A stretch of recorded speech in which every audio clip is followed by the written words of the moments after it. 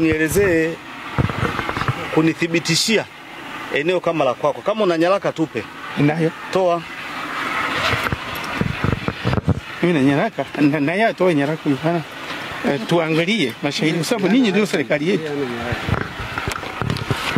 Hii ndio serikali. Mipaka yangu inaonyeshwa na urefu na futi na kila kitu. Alafu Bibi Titi barua nilizomwandikia akakataa kuja ofisini. Tanzania. Kwanza nianze kwa shukuru wote ambao tumeshiriki kunisaidia kupata ukweli wa hili jambo. Tumesikiliza wote, wataalamu, mashahidi, wapande karibu zote. Ingawa upande wa mzee wangu hapa sijaona shahidi. Wote nilikuwa nawasikiliza, nilikuwa nafikiri mtatoa ushahidi kwa upande wa huku. Lakini mmetoa ushahidi upande wa kule, kwenye hasa umiliki wa ardhi. Sasa niwaombe wananchi, hatuendekezi migogoro wala hatusaidi migogoro. Taratibu zinaonekana na tuzifuate. Tunao serikali ya kijiji hapa. Taratibu ya kupata ardhi ya kijiji ni lazima mkutano mkuu wa wananchi ukae. Kama ni ya kijiji. Na serikali ya kijiji wao ni wasimamizi wa ardhi ya kijiji, sio watoaji wa ardhi ya kijiji. Kwa mujibu wa sheria namba 5. Kwa mimi nikihitaji ardhi nitaandika barua kwenye serikali ya kijiji ambao ni wasimamizi wa ardhi ya kijiji kwa mujibu wa sheria namba 5. Na wao baada ya kupata barua hawezi kufanya maamuzi yote. Ni lazima waende kwenye mkutano wa wananchi, wale ndio wamiliki wa ardhi. Ambao ndio wataridhia. Tumpe eka 20, 10, 5, 2. Kwa namna itakavyowapendeza. Utaandikwa muhtasari kama anavyosema afisa ardhi hapa. Lakini baadaye kamati ya ardhi itapewa jukumu na serikali ya kijiji kwenda kuonyesha mipaka na kila kitu kulingana isivyokubalika. Kwa hiyo niwaombe, cha kwanza tufuate taratibu.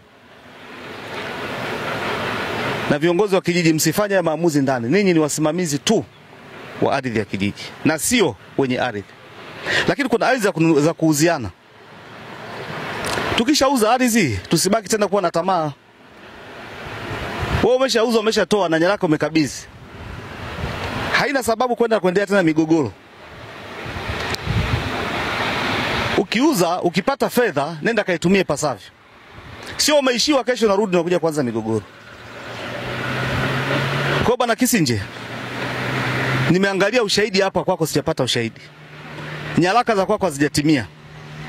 Siwezi nikasema kwamba ardhi ni ya kwako. Ambacho nitakushauri, kama hujaridhika, mimi nikuja kwa ajili ya kusuluhisha. Kama hujaridhika, uende mahakamani. Mahakamani ndio atakwenda kwenda kuangalia hizo nyaraka zina uhalali kiasi gani, na ndiko ambako atatoa haki. Kwenye usuluhishi, mimi nimesikiliza vizuri pande zote, nimetembelea eneo. Hata mipaka ilivyokuwa inaonyesha kama ina yumba, lakini na afisa madini hapa amesema ulivyokuja mara kwanza ulionyesha kwingine, leo unaonyesha kwingine. Kwa hiyo ni kuombe.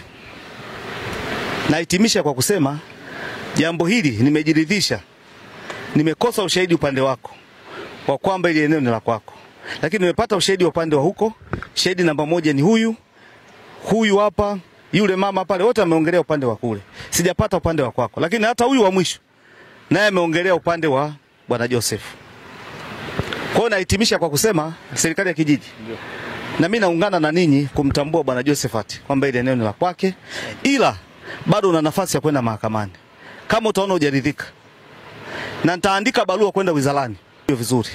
Nitaandika barua kama ambavyo nimeelekezwa na wizara kuja kusikiliza. Kwa hiki ambacho nimekiona hapa, ambacho tumepita mimi, wewe, kamati ya usalama ambao nayo hapa pamoja na viongozi wa kijiji na wawekezaji wa ile eneo. Tumekosa ushahidi wa kuonyesha kwamba eneo ni la kwako. Kwa hiyo nikuombe usiende kusumbua wizara. Usiende kupoteza muda. Hapo wamethibitisha kuna maeneo ulishauza. Watu wanayo, wanayamiliki na nyaraka wanazo. Tafuta utaratibu mwingine. Ila kama utaona hujaridhika, bado una nafasi. Kwa sababu mimi sitoi hukumu. Lakini kwa sasa nahitaji hapa kuona pana utulivu, pana amani. Na shughuli ya kuchimbaji hapa inaendelea. Ila kama hujaridhika, kuna sehemu nyingine ya kwenda kama mahakama. Wanaweza kukusaidia zaidi. Jamhuri ya Muungano wa Tanzania. Kazi iendelee. Kwa ufupi, mwenyekiti wa kijiji, naomba shughuli hapa ziendelee. Asante. Sitasimamisha shughuli za uchimbaji. Mimi nitazisimamia. Afisa madini, sitazisimamisha kwa sababu nimekosa ushahidi wa huyu bwana kuelezea kwamba ile eneo ni la kwake. Umenielewa vizuri? Na nimemshauri kama ataona hajaridhika basi aende ngazi nyingine. Lakini kwa maelezo ya watendaji hapa, hili jambo limeshashughulikiwa. Mimi ni mkuu wa wilaya wa 3. Nakuja kwa ajili ya kushughulikia. Na kama alivyosema mtendaji hapa, mara ya mwisho DC alitoa na gari yake kafuate mashahidi, haikufanikiwa. Kwa naomba tusipende kusumbua. Tuna kazi nyingi za kusikiza wananchi kutatua migogoro ambayo inatija. Lakini migogoro kwamba umeuza ardhi, umeishiwa hela, unakuja kwanza kufufua mgogoro, mimi nisingependa nisikie tena. Asante. Mwenyekiti, tusisikie tena hayo mambo. Asante mheshimiwa. Tumesimamisha clash hapa. Risali zima. Maana yake tumesimamisha uzalishaji na uchumi umesimama. Kwa hiyo niseme kwa mwisho, bwana wewe unaweza kaenda mahakamani kama utaona hujaridhika na nyaraka zako, na hao wataenda na nyaraka zao, kule ndio watatoa haki. Lakini kupitia ofisi yangu kama ulivyokuwa umekuja, nimejiridhisha, nimekuja mwenyewe. Kuombe tu kitu kimoja, tuna changamoto kwenye kijiji chetu ya kugushi nyaraka. Kuna mtu anatusumbua, anagushi nyaraka na ndiye anatusababishia hayo yote ambayo unayaona hapa. Mheshimiwa, tunaomba uende nalo, na bahati nzuri sisi kama ofisi ya kijiji tulishalipokea na tulishalifikisha hata ngazi nyingine mpaka kwa mkurugenzi, lakini yule mtu mpaka sasa hivi tunamuona hajawahi kuchukuliwa hatua yoyote. Tutakuletea ili pia uangalie namna ya kutusaidia. Unaweza kaona kugushi nyaraka ni kitu rahisi sana, chepesi, kikaa kinakupatia kipato, lakini nikwambie ni hatari sana. Kama kuna mmoja hapa yupo naye anashiriki kwenye kugushi nyaraka, maisha yake sio marefu. Niombe tuache. Mheshimiwa Mwenyekiti, mimi nikushukuru na ninachotaka mniletee ofisini kwangu moja kwa moja. Asante mheshimiwa. Nitatumia vyombo vyangu, tutamaliza hiyo biashara. Lakini kama yupo mwingine aache. Ndio nao tuletea migogoro ya namna hii. Si nimeleka vizuri eh? Nileteni. Tena mapema tu, wala msichelewe. Asante. Ili tuwashiane. Kwa sababu ndio tuletee hizi shida. Washiriki wapo, tuupate wa mtandao mzima. Lakini huo mlima unavyouona ambao nimeupanda miti. Nimeupanda miti sasa hivi ni karibu miaka 10 na kitu nimepanda miti. Waliibuka watu wengine tena wakadai kwamba ni eneo lao. Na sasa hivi kuna kesi mahakamani, iko mahakama kuu, mahakama ya rufaa. Niliwashinda kwenye mahakama ya kuu, wamepiga rufaa mahakama kuu. Hiyo unavyoona hiyo miti ambayo nimepanda, ambayo ndio huyu mzee anadai kwamba hata huu mlima mimi ninachokijua tangia nije hapa mwaka jana, nilikuja kwa ajili ya uwekezaji na uchimbaji, lakini kaja nikamtafuta Esther kwa sababu alikuwa na leseni, akaniweka shareholder. Halafu baada ya kumaliza kuwekwa shareholder na Esther, nikaanza kutafuta ardhi kwa ajili ya uwekezaji. Kwa hiyo mtu wa kwanza aliyenikaribisha kuanza kunipa ardhi ni Wambura Lioba, huyu hapa. Akanionyesha ardhi yake, na kulikuwa na mwenyekiti aliyekuwemo, mwenyekiti Magabe, walikuwa mpakana na Wambura, wakanionyesha ardhi yao, basi tukakubaliana kwenye bei, nikawalipa, tukaachana. Ikaja kuonyesha kuna ardhi tena ya Wambura nyingine kipande cha chini. Na chenye akaja nikamuomba, akalizia, akanipa. Nikaja nikamuomba mzee wangu Mangule. Huyu. Huyu. Wapi? Pale chini. Nadhani tutazunguka hivi kwa ndani tutakiona. Tulipotokea, lakini kiko mpaka wake umeanzia ndani huko kwenye fence. Kwa hiyo tutazunguka tuende. Tulikubaliana kabisa. Nikamlipa na kijana wake ndiye alikuwa shahidi. Kwa hiyo mimi sijawahi kusikia tena kuna mgogoro kati ya Josephat na mzee Kisinja au mzee Esther Isomba. Sikuwahi kusikia. Na hii ardhi nilikuja nikaifanyia kwa ajili ya kwenda kuwekeza. Kwa hiyo nilikuja nikaipima yote, nikamaliza nikaenda kwa ajili ya uwekezaji. Na mpaka sasa hivi naendelea kufanya.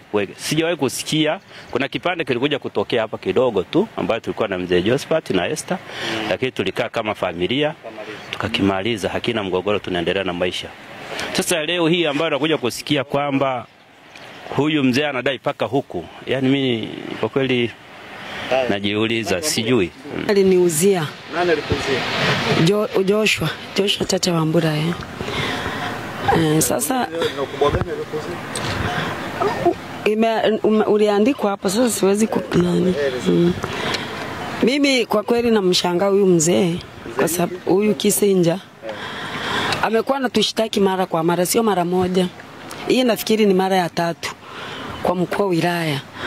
Anakuja, sijui ni kwa vile hawaandiki maelezo. Ingekuwa anaandika yale maelezo, mambo yasingejirudia. kwa sababu hili swala limekuwa ni la ajabu. Mimi hata walivyoniletea hizo barua kwamba naitwa nilishangaa. Hili swala lilishaisha na limejirudiaje, anaenda mpaka wizarani. Sasa mimi sijui shida yake, labda iseme yeye, kwa sababu mimi shida yake sielewi. Anadai anasema kwamba mimi nimemfuata sijui tindo, nimekuja nimemuuzia, na wakati hiyo tinda anayedai ni mubia mwenzangu. Leseni yetu ni moja, hata madini wanaelewa hilo. Sasa anavyodai anasema kwamba mimi nimemuita sijui tindo, nimekuja nimemuuzia eneo. Sasa nimemuuzia kwa staili gani, na wakati mimi huyu ni mubia mwenzangu? Sasa labda yeye aeleze, mimi sijui shida yake ni nini. Na wakati alikuja akamtafuta tindo akauzia tindo. Sasa anachodai mimi sikijui. Huyu alimuuzia tindo? Alishamuuzia eneo lake hilo alilokuwa anadai, si mipaka ipo. Amekuwa anatushtaki mara kwa mara mimi na Josephat. Anasema tumemnyang'anya. Mzee Josephat Mwita 2004. Kazi kubwa gani? Ukubwa nadhani uliandikwa kwa ni muda mrefu mheshimiwa. Ila nadhani waliandika kwenye kielezo ambavyo tunavyo. Eneo lote uliuza wewe? Niliuza mimi. Wewe ulipataje? Eneo hili tulikuwa tunaishi hapo miaka ya nyuma kwenye mwaka 1967. Wakati huo tulikuwa tunaishi kabla ya vijiji. Kutoka vijiji tukarudisha kule 73, bado niendelee kulitumia ile eneo kama ni eneo la baba. Tulikuwa tunaishi hapo jirani na mlima. Baada kulitumia ndio mzee Josephat aliomba kwamba muuze kipandike kwa ajili ya shughuli zake za uchimbaji. Tukakubaliana, tukafanya makubaliano, basi kabaki eneo lingine ambalo baadaye nilimuzia Mama Esther Isomba mwaka 2014 pia. Nikamuzia Mama Esther Isomba. Ndio. Yuko hapa. Ndio. Baada hapo nadhani swala hili mkuu wa wilaya aliwahi kufika hapa tena kwa ajili ya mzee huyu analemeka kwamba eneo lake. Lakini na hakika kwamba eneo lake tulipakana kule nyuma kabisa tulikotoka. Ndipo tulikuwa tunapakana naye. Huyu hapo mzee. Nyuma kabisa kuna mkuyu pale na hapana. Na katani zipo mpaka sasa hivi. Mimi ninapotambua kwa malizi ya huku, maana mimi sio mkazi wa hapa wa kijiji hiki. Mimi nakaa Nyabichune, lakini kwa baada ya kuja huku nilikuja nikamuomba mzee Josephat eneo, nikaweka makarasha yangu hapo. Ni huyo hapa, baadaye nikaweka na mwalo huu hapa. Ile eneo lote ni mzee Josephat hapa. Basi baada ya kukaa muda mrefu, baadaye nikahitaji eneo la kuwa niwe nalima.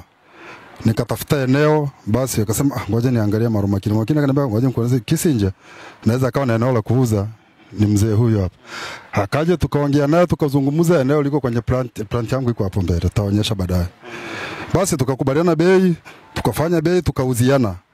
Lakini mipaka alivyonionyesha mipaka inavyo, mpaka mwisho ilivyo, baadaye nitaonyesha hapo mpaka yake ilivyo. Alionyesha, hakunionyesha upande wa huku, hapana. Katani ziko hapo, zipo mpaka sasa hivi, kuna vipande vingine hivyo ambavyo vijang'olewa. Basi baada ya kumaliza hapo, tukaja nikanunua hii ardhi. Hii ardhi nilinunua kwa familia moja inaitwa Isiaga. Lakini mzee mmoja hayupo. Sasa vijana wake ndio wakaniuzia wakiwa na mama yao. Sasa yeye nashangaa Kisinja amesema kwamba mpaka huku, na siku ile tulikuja tulikiwa na hao viongozi. Sio ulikuwa na nani wale? Mbona hapa hakuonyesha hii sehemu ni ya kwako mzee? Baada ya kumaliza mimi, basi nikawa nina dokumenti nazo kila kitu, lakini eneo lote kwenda huku kote yule mzee Josephat alinunua kwenda huku. Akaja Isomba huyu, na baadaye akamuuzia kuna kipande kiko kule. Aliyomuuzia ni Joshua samani. Joshua akamuuzia upande wa kule. Lakini mzee Kisinja akasema eneo ni la kwangu, eneo ni la kwangu. Sasa la kwako mzee, dokumenti ziko wapi? Basi lakini kaleta mgogoro, baadaye akaja akaita mkuu wa wilaya. Mkuu wa wilaya alikuja huku, akaja akafanya mkutano kidogo, akaita wazee wote wa hapa. Wale wazee kina mzee Hitler, mzee Malawankyo, wakaja wale waliopakana hapa. Ninavyoelewa haya maeneo nitaelezea kwa kina. Cha kwanza, kabla sijao mwenyekiti wa kijiji, mimi nilikuwa mwenyekiti wa kitongoji hichi toka mwaka 2019.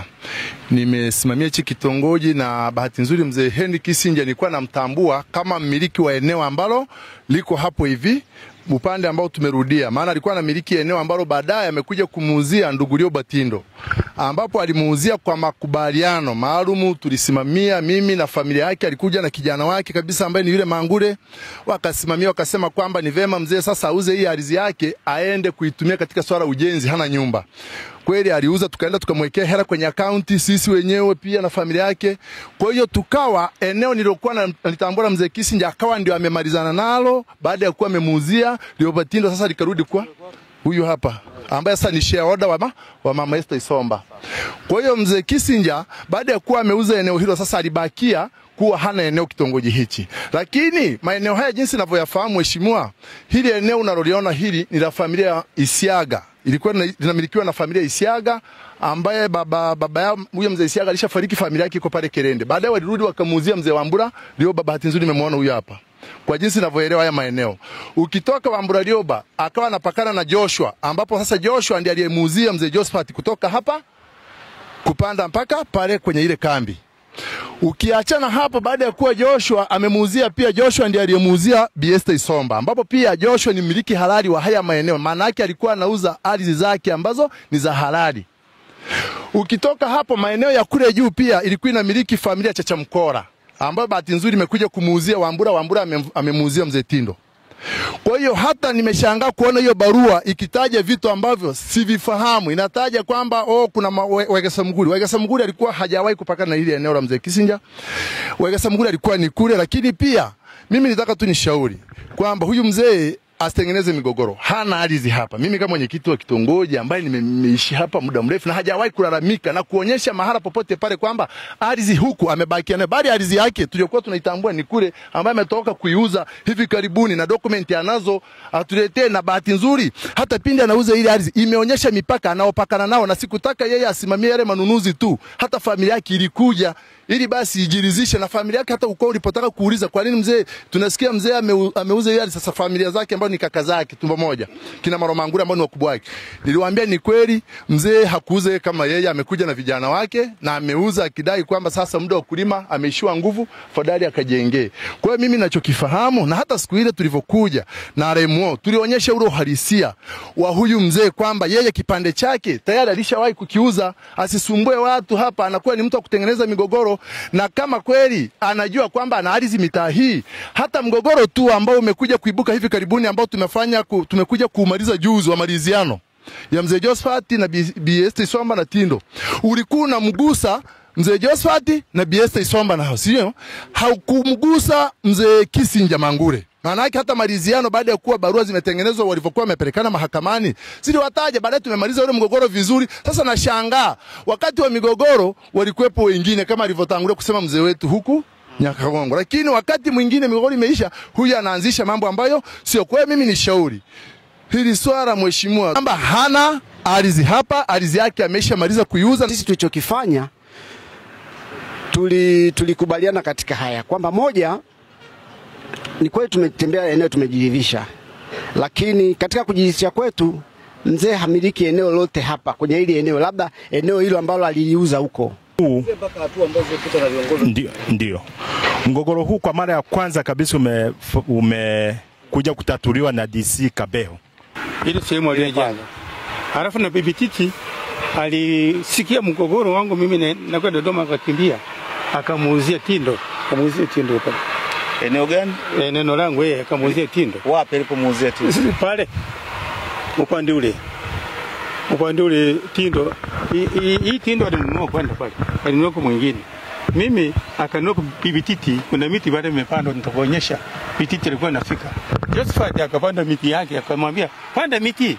Huyu bwana atakapokuwa lalamika, itakuwa miti imeshakuwa.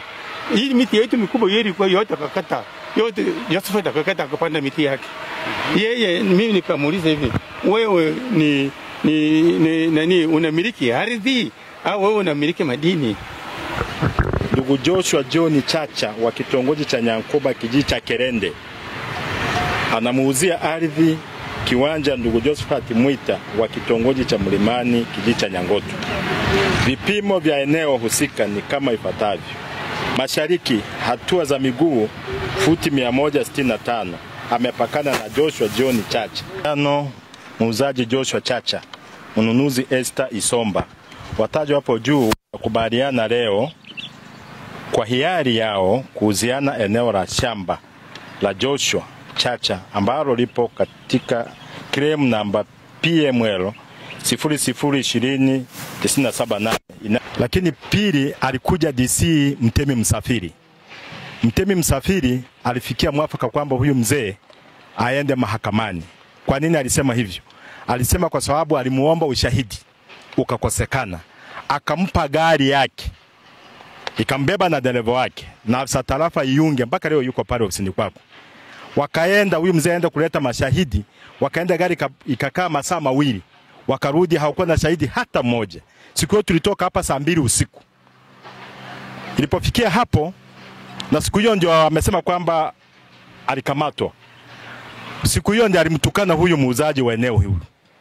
Huyu akamshtaki mahakama ya mwanzo Nyamwaga, akamfunga miezi 6 aliyokuwa anasema. Alimfunga huyu hapa. Sio huyu. Wala huyu hakuwa na kesi naye ya jinai. Lakini siku hiyo baadaye alisema atapeleka ushahidi ukakosekana. Ilichotoka ni kwamba sasa apeleke shauri hilo kwenye mahakama ya baraza la nyumba la kata. Kama hawataridhika waende wilaya. Ndivyo DC alivyotamka kwa kipindi hicho. Lakini tumekaa baadaye tena akaleta tume watu wa madini. Watu wa madini wakaja kama ulivyokuja hapa. Wakaja wakajiridhisha. Siku hiyo nilikuwa na swala, tulikuwa tunaenda na mkutano kule Kegonga. Niliwaacha sikuendelea nao, lakini nikauliza Elamu akaniambia tumefika pale yule mzee hana eneo pale. Kama ulivyo, kwa sababu tulianza ofisini nikawaeleza, lakini nikawaambia msisumbuke muende kwenye eneo ili mzee awaeleze, aonyeshe eneo lake physically.